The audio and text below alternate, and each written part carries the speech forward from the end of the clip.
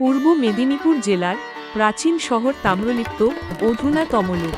তমলুকের অধিষ্ঠাত্রী দেবী মা বর্গভীমা, পুরাণে বর্ণিত ৫১ শক্তি পীঠের অন্যতম এক পীঠ।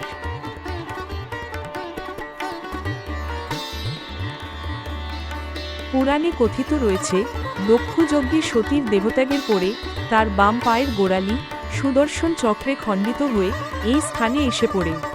সতীর বাম পায়ের গোড়ালি পড়েছিল এই স্থানে। এখানে দেবী ভীমা কালী রূপে পূজিতা।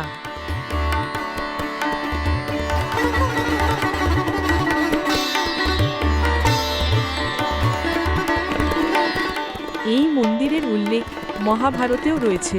মহাভারতে উল্লিখিত তমলুকের ময়ূর বংশীয় তাম্রধ্বজ রাজাই নাকি এই মন্দিরের প্রতিষ্ঠাতা। জনশ্রুতি আছে, রাজার আদেশে সেই সময় রাজপরিবারে রোজ জ্যান্ত শোল মাছ দিতে আসতেন এক দরিদ্র ধীবর পত্নী। শীত, গ্রীষ্ম কিংবা বর্ষা, সারা বছর কিভাবে জ্যান্ত মাছের যোগান দেন ওই ধীবর পত্নী? এই প্রশ্ন জাগে রাজার মনে।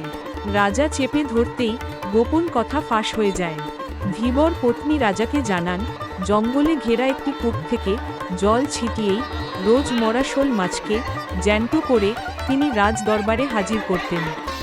ধীবর পত্নীর কথা মতো ওই এলাকায় রাজা গিয়ে দেখতে পান উগ্রতারা রূপী দেবী মা বর্গভীমার মূর্তি। সেখানেই মায়ের মন্দির প্রতিষ্ঠা করেন রাজা। মুকুন্দরামের চণ্ডীমঙ্গল কাব্যে এবং মার্কণ্ডেয় পুরাণে আছে দেবী বর্গভীমার উল্লেখ।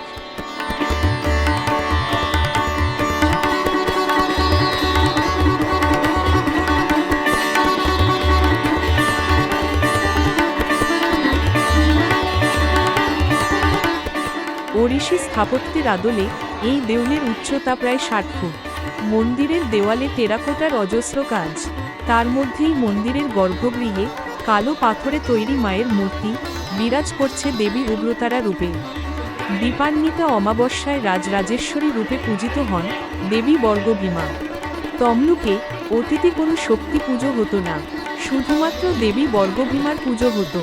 কিন্তু একসময় তমলুকে দুর্গা, জগদ্ধাত্রীর পাশাপাশি কালী পুজোর প্রচলন শুরুর সময় সমস্যা দেখা দিলে তৎকালীন প্রবীণেরা নিদান দেন, পুজো শুরু করার আগে দেবী বর্গভীমা মাকে পুজো দিয়ে অনুমতি নিতে হবে।